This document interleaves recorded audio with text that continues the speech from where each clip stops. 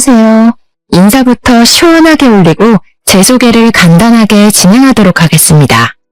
저는 아버지께서 사업체를 운영하신 덕분에 어려움 없이 순탄하게 자라온 30대 후반으로 접어든 여성입니다.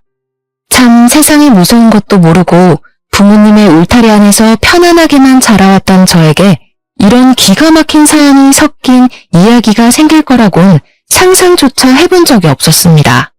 다른 분들의 이야기를 들으면서 재밌다, 와 끝내준다, 어떻게 이런 일이 생길 수 있지? 라고만 생각을 했었는데 그 일이 저에게도 생길 수 있는 일이더라고요. 정말 다시 한번 생각해도 지난 몇 년간의 기억을 싹 지우고 싶을 정도로 저에게 치가 떨리는 사건, 사고들, 그 모든 걸 견뎌낸 제가 대견스럽게 여겨질 정도랍니다. 저에게 참 가슴 아픈 일이기도 하고 두 번 다시는 일어나서는 안 되는 최악의 상황이라 정말 이렇게 글로 남기는 것이 잘하는 짓인지 헷갈릴 정도이긴 합니다. 하지만 가슴속에 응어리를 내버려 두면 큰 병이 된다는 소리를 듣고 저도 응어리를 던져버리고 새 출발을 하면 좋겠다는 마음이 들어 이곳을 찾아오게 되었습니다.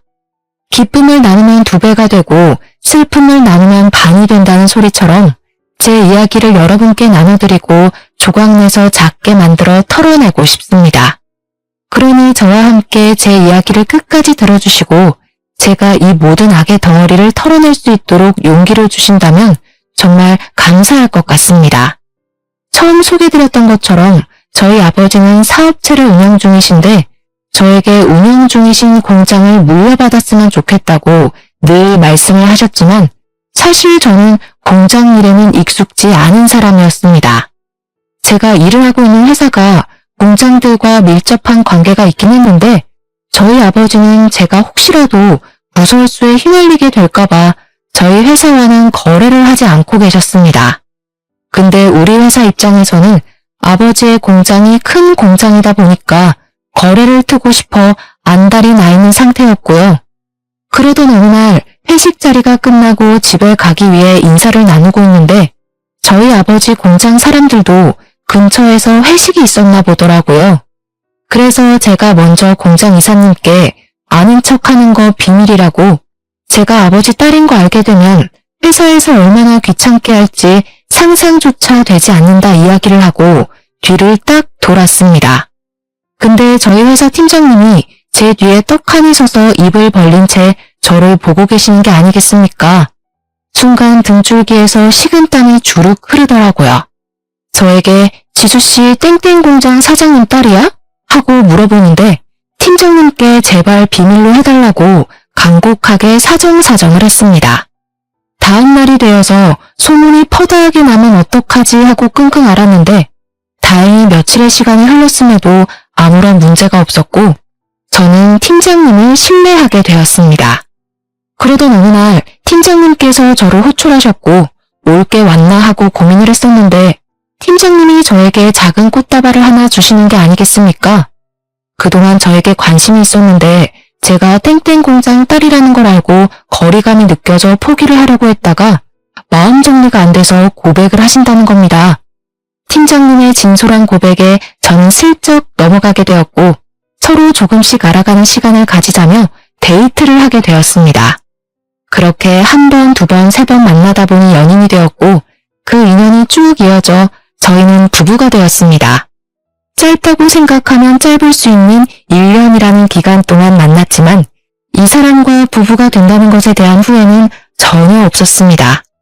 시댁에 인사를 드리러 갔을 때 시부모가 저를 쌍수를 들고 환영을 해주시는데 솔직히 몸둘 바를 모르겠을 정도로 우리 복덩이 하면서 저를 챙겨주셨습니다. 사실 제가 살짝 낯을 가리는 성격의 소유자였는데 시모가 저에게 복덩이 하니까 기분이 좋기는 했습니다. 하지만 뭔가 너무 오버를 하는 것 같아서 부담스러웠어요. 밥을 먹을 때도 뭘 먹나 계속 옆에서 지켜보고 옷을 쭉 훑어보시면서 이건 어디 브랜드냐, 어디서 샀냐, 백화점에서 샀냐, 얼마 주고 샀냐. 부담감을 넘어서서 진짜 그 자리에서 사라질 수 있다면 사라지고 싶다는 생각이 들 정도였습니다. 시모가 너무 적극적이라 어떻게 대해야 할지 모르겠더라고요. 시댁과의 식사 자리가 끝나고 남편이 조용히 저에게 물어보더라고요. 혹시 자기네 집이 좀 부담스러웠냐고요. 제가 너무 어색해 보였대요. 우리 엄마는 당신 본다고 상당히 들떠있기도 했고 신나 있었는데 혹시 우리 집이 너네 집보다 못한 집안이라고 생각해서 무시하고 그러는 거 아니지? 네가 만약 집안 재산을 가지고 사람 무시하고 있는 부류라면 나 너무 서운하고 실망스러울 것 같아. 저는 그냥 성격상 시모의 외향적인 모습이 부담스러웠던 것인데 자꾸 자기 집을 무시하는 것 같다고 저를 몰아세우니까 저도 억울하더라고요. 그런 거 당연히 아니에요. 제가 당신을 무시할 것 같았으면 왜 결혼을 하겠다고 대답을 했겠어요? 그래도 영 기분이 언짢네.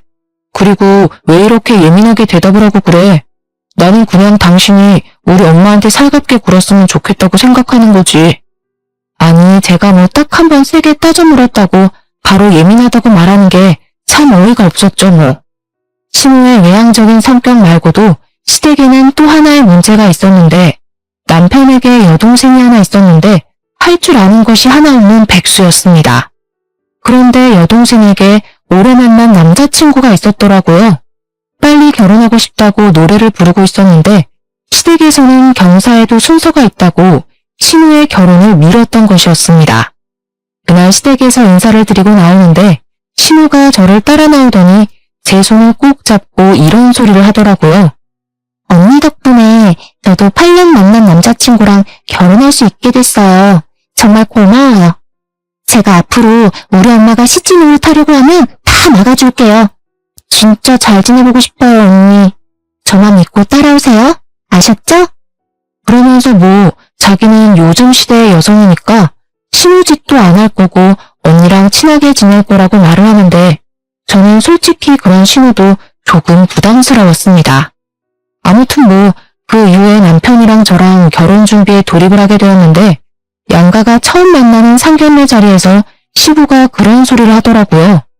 사돈어른이 사업을 하시니까 손님도 대부분 사돈어른 손님이 아닐까 싶은데 저희는 뭐 사회생활을 한 게 아주 오래전 일이라 올 손님이 별로 없습니다. 하객수 차이도 많이 날 것 같은데 결혼식 비용을 반반 지불한다는 것이 조금 부당하다는 생각이 듭니다만 저는 그 이야기를 듣고 헛기침을 속으로 삼켜야 했습니다. 아니 올 손님 없다는 게 자랑도 아니지만 그걸 대놓고 말을 하는 것도 좀 어이가 없었거든요. 제가 겉으로 티를 내지는 못하니 저희 부모님의 안색을 조금 살폈는데 아버지께서도 한심하다는 듯한 표정을 순간 지으셨습니다. 물론 사업을 하시는 분이니 표정을 빠르게 갈무리하긴 했지만 뒤이어 나오는 시부의 말에 아버지께서 얼마나 황당한 기분을 느끼셨는지 알 수가 있었습니다. 결혼식 비용을 지불하고 싶지 않다는 듯 말을 하는 시부에게 살짝 비아냥이 섞인 말투로 대꾸를 하셨거든요. 그럼 사돈댁 측에서 참석하실 손님분들은 친척들을 포함한 가족밖에 없다는 말씀이신가요? 예.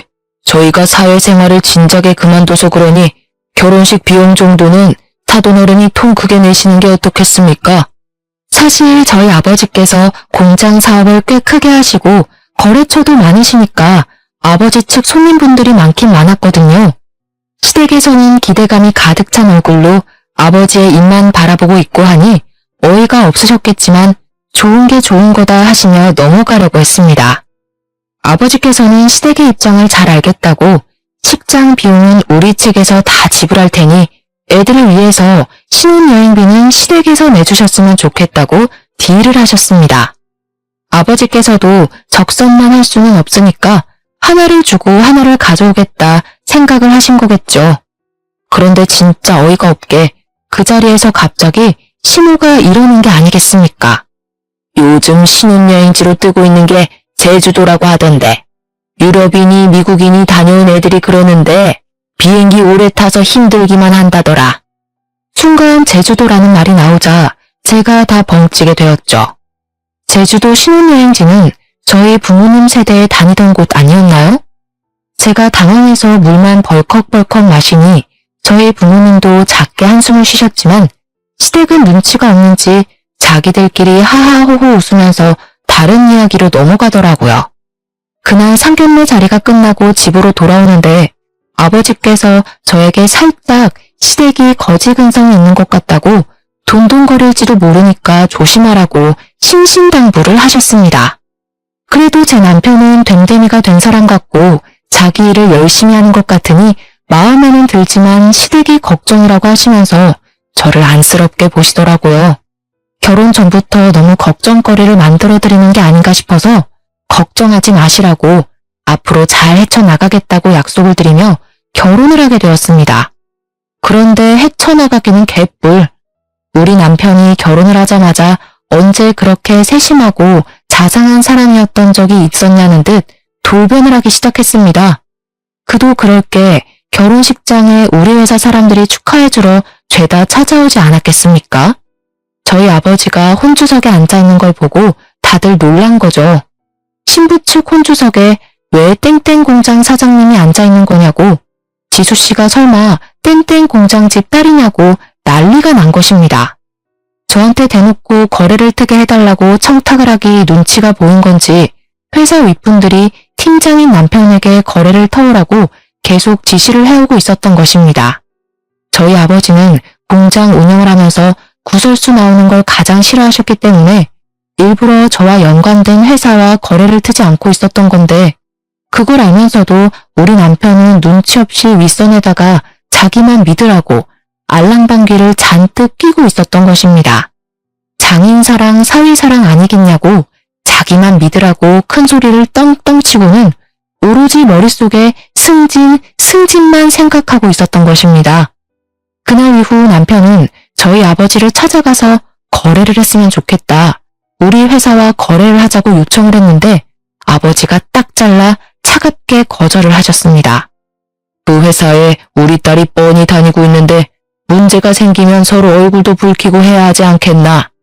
그건 내 경영 철칙에 어긋나는 일이기도 하고 내키지도 않네. 절대 자네 회사와는 거래를 할 수 없어. 아버지께서 아무리 말을 해도 철옹성처럼 철벽을 치고 받아주지 않으니 남편의 발등에 불똥이 떨어진 것은 물론이고 윗선에서도 수시로 남편을 불러다가 압박을 하기 시작했습니다. 압박이 지속되니까 남편도 당연히 스트레스를 받았겠죠. 그럴 때마다 저를 찾아와서 아버지를 설득해달라고 윽박을 질러대는데 조금 무섭기까지 했습니다. 결혼한 지 몇 년이 지난 것도 아니고 고작 한 달이 지났을 뿐인데 이게 뭐하는 짓이냐고 저도 도리어 남편에게 따져 물었습니다. 당신이 지금 우리 아버지를 등에 업고 허세를 부린다고는 생각해 본 적 없어? 장인어른한테 그런 부탁을 한다는 게 맞는 말이야? 내가 승진을 할 수 있는 절호의 기회인데 어떻게 가족들이라는 사람들이 나를 도와줄 생각은 전혀 하지 않는 거야? 내가 다 아쉽다. 당신이 당신 마음대로 할 수 있다고 윗선에 저질러 놓고 그걸 왜 나랑 우리 아빠 탓을 하는데? 당신이 말 실수했다는 생각은 안 해봤어? 남편과 저는 쓸데없는 일로 자주 다투기 시작했고 윗선에서는 남편을 아무것도 하지 못하는 반푼이 취급을 하기 시작했습니다. 호언장담을 하더니 아무것도 해내지 못한 남편에게 대놓고 실망을 했다고 말하는 윗선의 압박과 눈치를 남편은 제대로 견디지 못하기 시작했습니다. 실패자가 된 기분에 휩싸이게 되었다면서 회사에서 일을 처리하다가 잦은 실수를 하게 되었고 저는 그런 남편을 애써 위로해 주었지만 남편은 오히려 그 모든 걸 제 탓을 하더라고요. 저에게 너무너무 서운하다고 하면서 제가 제대로 말 한마디 해줬으면 의기양양하게 회사를 다닐 수 있었을 거라고 말입니다.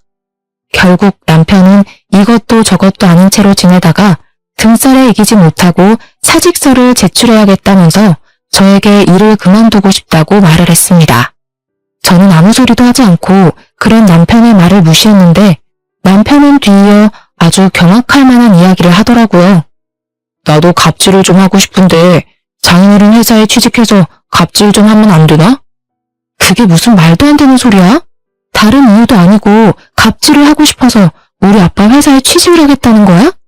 남편의 생각은 정말 초등학생보다 못했습니다. 우리 회사에서 거래를 하고 싶으니까 자꾸 저희 아버지 공장에 찾아와서 선물을 돌리고 사바사바를 하곤 했었거든요. 자기가 우리 회사보다 위에 있는 사람이 되어서 윗선의 코를 콱 눌러주고 싶다는 이유로 아버지의 공장에서 일을 하고 싶다는 것이었습니다. 그 선물들도 자기가 다 챙길 수 있는 거 아니냐면서 진짜 딱 한 번만 그런 삶을 살아보고 싶다고 은근하게 저에게 부탁을 해오더라고요. 당연히 저는 한 귀로 듣고 한 귀로 흘리면서 남편의 말을 들어주지 않았습니다. 하지만 남편은 포기하지 않고 끈질기게 저에게 따라붙으면서 이야기를 해왔습니다. 내가 장인어른 공장에 들어가면 장인어른도 얼마나 든든하고 좋겠어?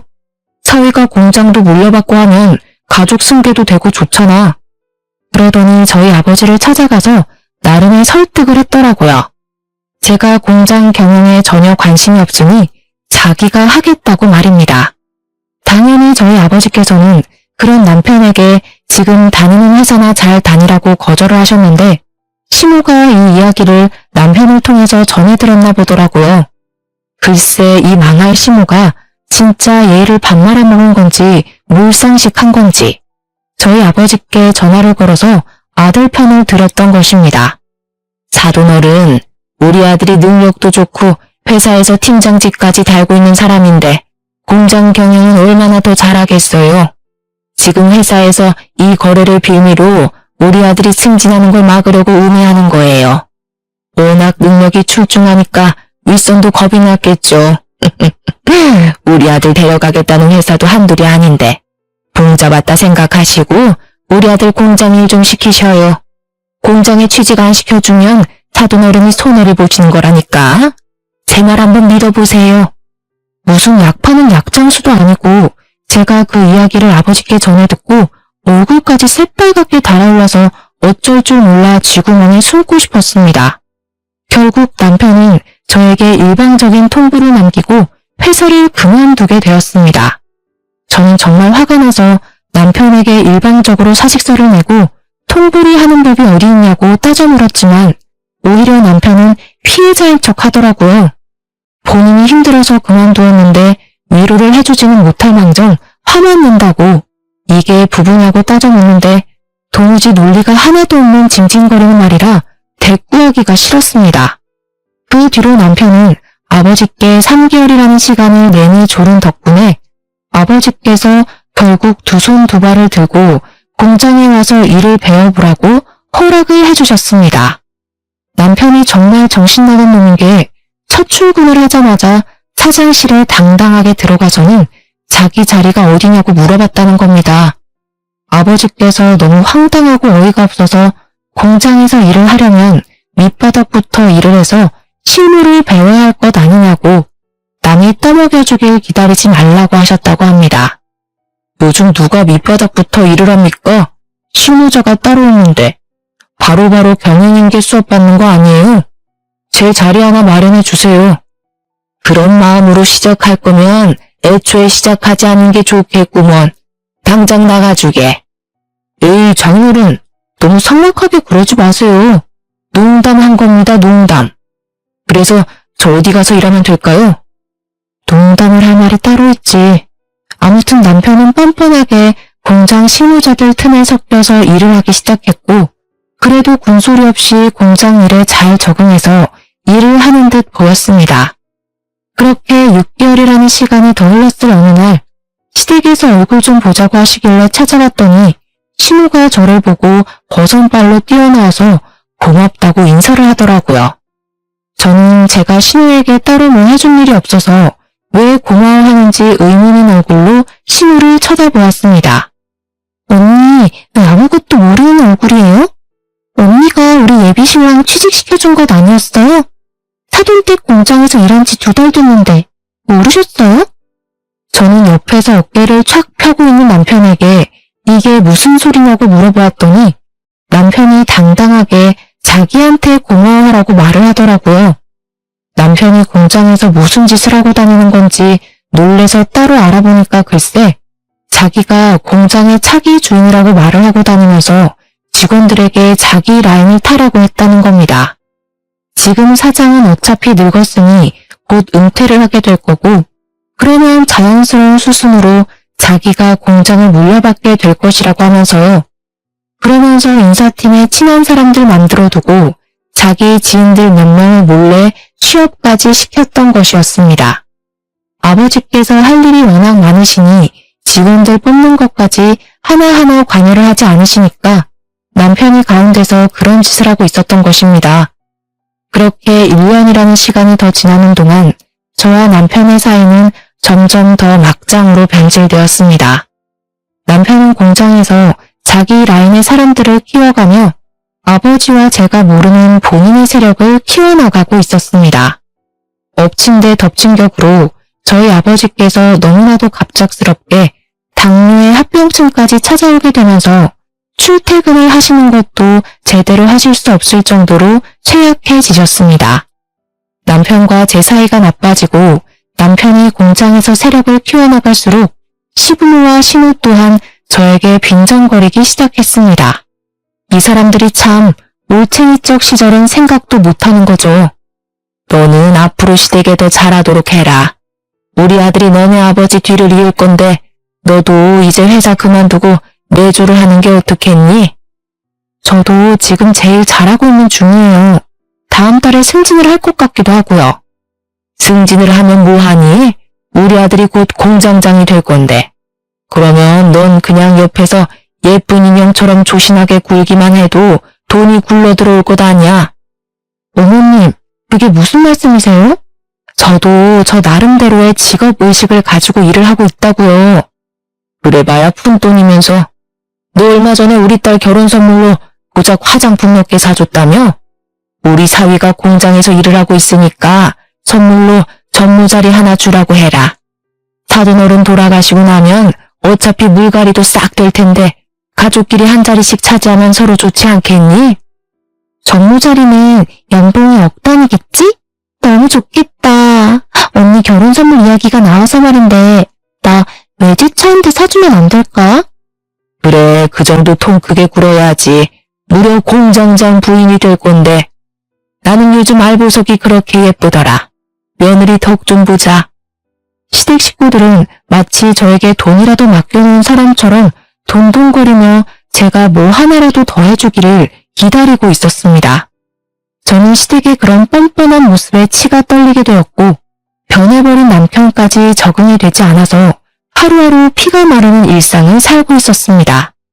아버지의 병환이 점점 깊어지자 시댁은 벌써 공장이 자기들 것이라도 된 듯 당당하게 굴었고 저희 어머니께도 막말을 퍼붓고는 했습니다. 안사돈, 앞으로 공장이 저희 집안으로 넘어오게 되면 저희가 매달 섭섭지 않게 용돈은 좀 챙겨드릴게요. 그래도 한 달에 50만 원 정도 드리면 생활하시는데 큰 불편함은 없지 않을까요? 딸한테 얹혀 살 순 없으니 일은 하셔야겠네. 저는 그런 시댁에게 무척이나 화가 났고 어떻게든 시댁에 복수를 하고 싶다는 마음이 스멀스멀 피어올랐습니다. 그러던 와중에 저희 아버지께 또 다른 합병증이 찾아왔고 폐가 점점 굳어가는 병에 걸리시게 되었습니다. 병의 진행이 너무나도 빨라서 손 쓸 방법이 없었습니다. 6개월 만에 폐의 기능을 잃어버리셨고 자가 호흡이 되지 않아 결국 병원 신세를 지다가 돌아가시게 되었습니다. 정례를 치르는 내내 이 현실이 믿어지지 않아서 엉엉 울었는데 우리 남편은 공장 사람들이 조문을 온 것을 보고 어깨를 쫙 펴고 그 와중에 허세를 부리더라고요. 앞으로는 저를 사장이라고 불러주시면 되겠네요. 어떻게 우리 아버지 영정사진이 떡하니 걸려있는 장례식장에서 사장 자리를 운운하며 쳐웃을 수가 있는지 저게 사람 새끼가 맞는지 의문이 들 정도였습니다. 우리 아버지 영정사진 앞에서 저는 다짐을 하게 되었습니다. 허세란 허세를 다 부리고 있는 이 개같은 꼬락서니를 더 이상 참지 않겠다고 말입니다. 그런데 정말 하늘이 도운 건지 뭔지 아버지 장례식장에서 이혼을 결심하면서도 정말 이혼까지 하는 것이 맞을까 고민을 하던 순간 충격적인 것을 목격하게 되었습니다. 생전 처음 보는 여자가 아버지 장례식장에 조문을 와서 누군가 싶어 한참을 바라보았는데 갑자기 남편이 허둥지둥하는 게 아니겠습니까? 거기다가 그 여자가 저를 빤히 바라보더니 고인의 명복을 빕니다 하면서 지나치는데 살짝 비아냥거리는 듯한 말투로 말을 하더라고요.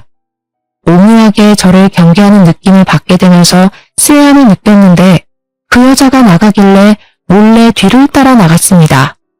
그랬더니 글쎄 남편이 그 여자와 함께 있는 게 아니겠습니까? 저는 둘이 함께 있는 그 모습을 보고 아주 잠깐 뒤통수가 아려오는 듯한 느낌을 받았고 조금 더 가까운 기둥 뒤에 숨어서 그 둘의 대화를 엿듣기 시작했습니다. 정말 여자의 촉이 무섭다는 걸 여기서 다시 한번 느낄 수 있게 되었습니다.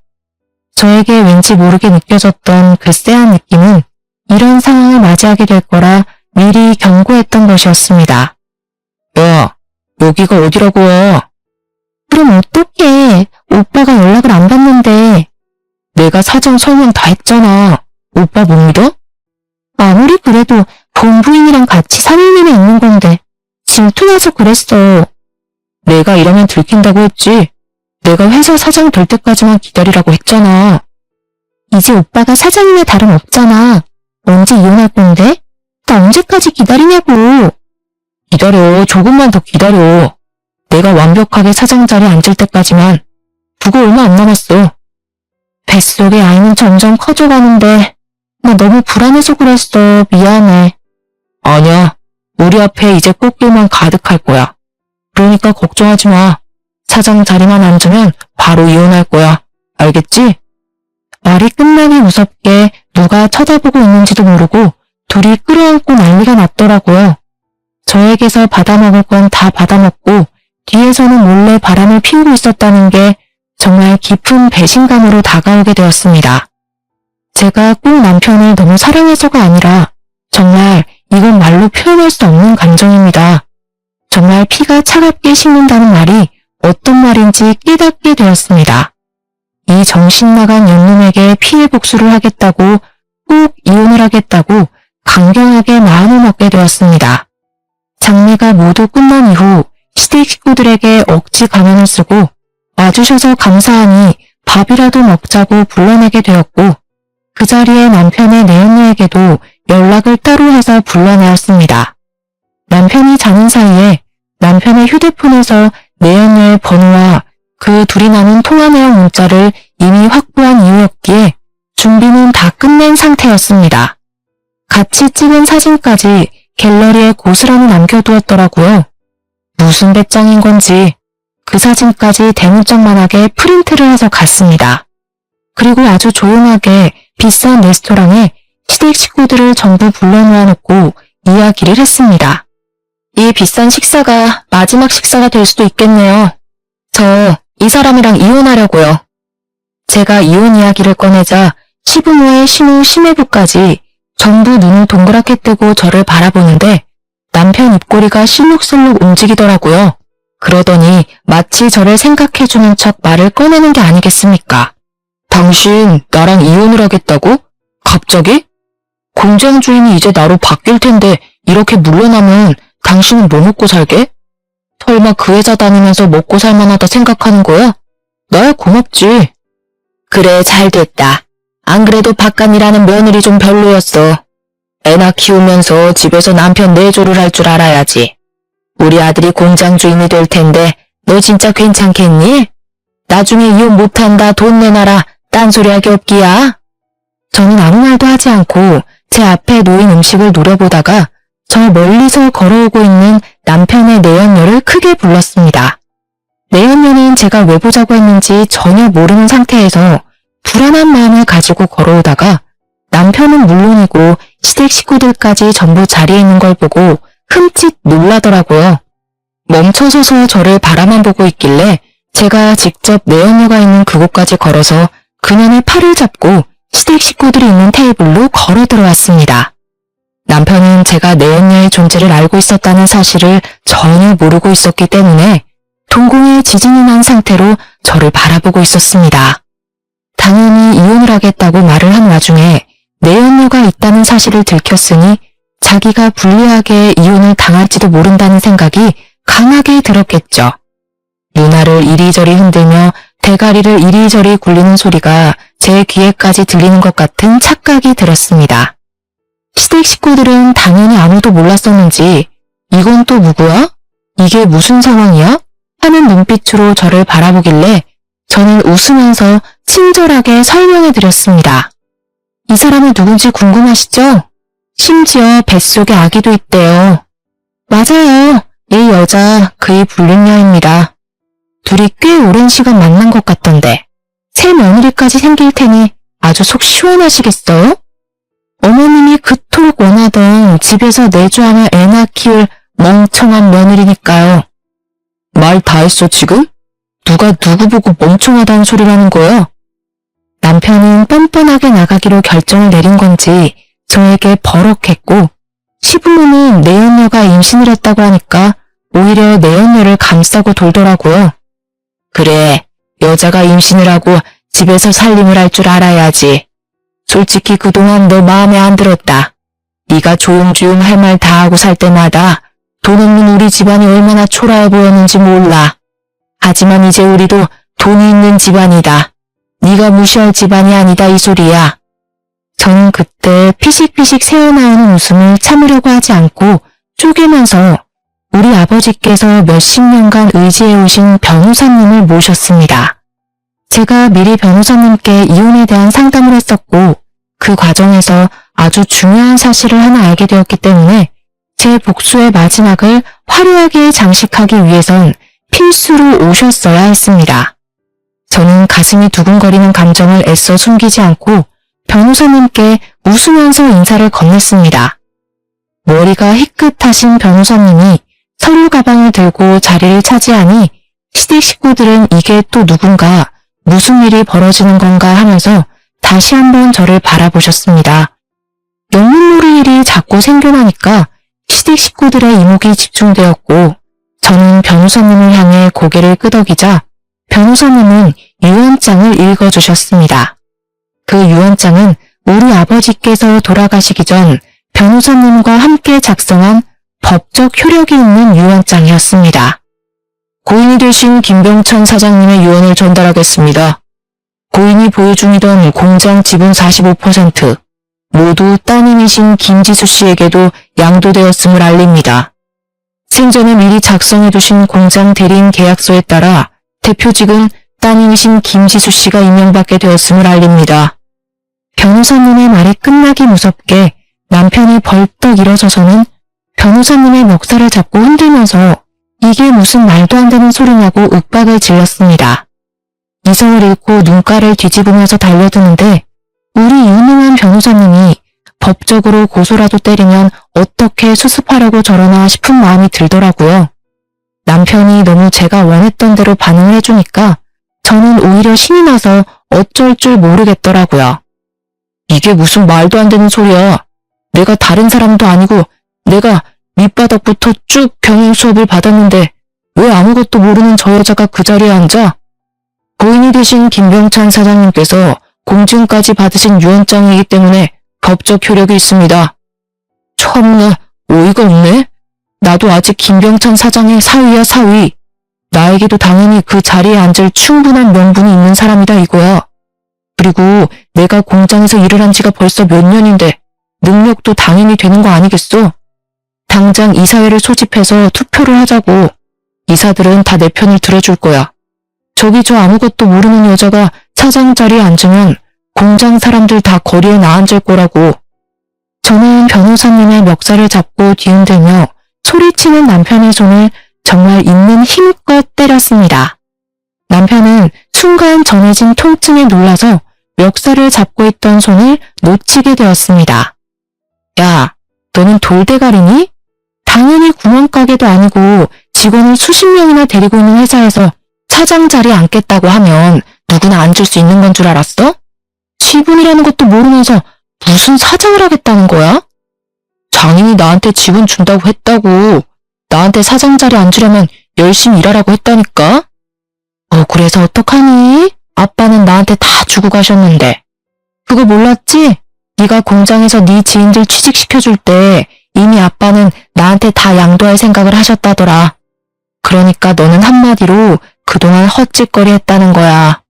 그 와중에 돈 있는 척 허세 떨면서 불륜까지 저질렀으니 이혼 소송에서도 나한테 유리하겠네? 숨길 생각도 없었던 것 같더라. 휴대폰에 떡하니 같이 찍은 사진을 해둔 거 보면 말이야.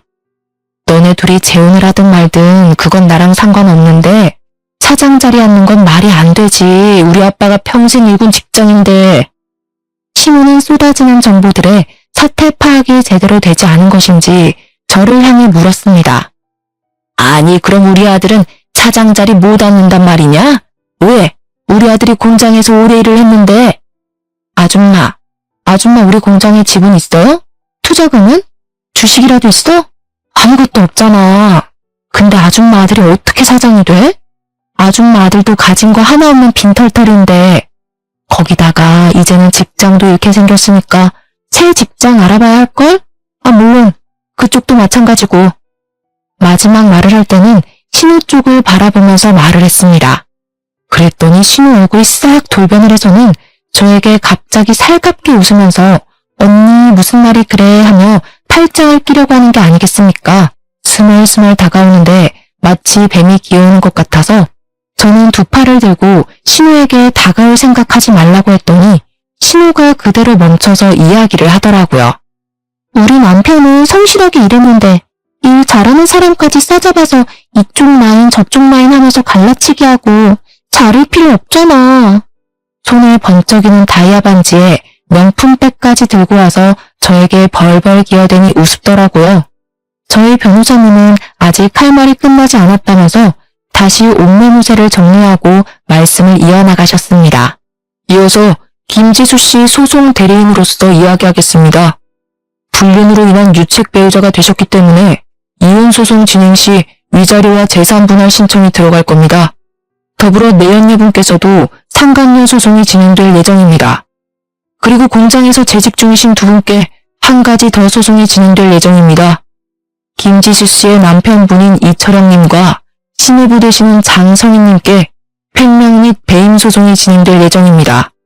작년부터 시작해서 거래처분들께 뒷돈을 받고 회사 공금을 몰래 횡령하여 사치를 부린 정황, 법인카드를 마음대로 사용하신 정황이 모두 포착되었습니다. 이 부분은 회사 차원에서 소송이 들어갈 예정이니 참고하시기 바랍니다. 그러자 시댁 식구들의 얼굴이 정말 눈에 띄게 사색이 되더니 부들부들 떨기 시작했습니다. 제가 그동안 공장에 관심이 없어서 전혀 몰랐는데 이 인간들이 횡령을 한두 푼 한 것이 아니더라고요. 아버지께서는 돌아가시기 직전까지도 그 증거를 차곡차곡 모아두셨습니다.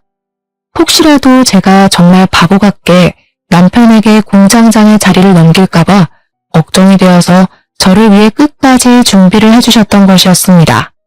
물론 한 번에 제가 터뜨려야 혹시라도 공장을 물려받을 상황이 있어서 남편 쪽 라인을 탄 사람들의 잡음이 나오지 않게 하기 위한 준비이기도 했었습니다. 남편 쪽 라인을 탄 사람들은 당연히 저를 마음에 들어 하지 않아 하고 몰아내려고 할 것이 분명했으니까요. 그만큼 저희 아버지께서는 저를 사랑하셨고 본인이 평생 일궈놓은 공장을 소중하게 생각했다는 증거이기도 했습니다. 저는 아버지의 뜻을 받아들여 이 공장을 운영해보기로 결심을 하게 되었습니다. 그 말이 끝나기 무섭게 신우가 저에게 삿대질을 하면서 말을 하더라고요. 이건 전부 잘못된 일이야. 어떻게 가족끼리 이런 무서운 짓을 꾸미고 그럴 수 있니? 소름 돋는다 정말. 아니 가족은 무슨 개뿔 가족이야.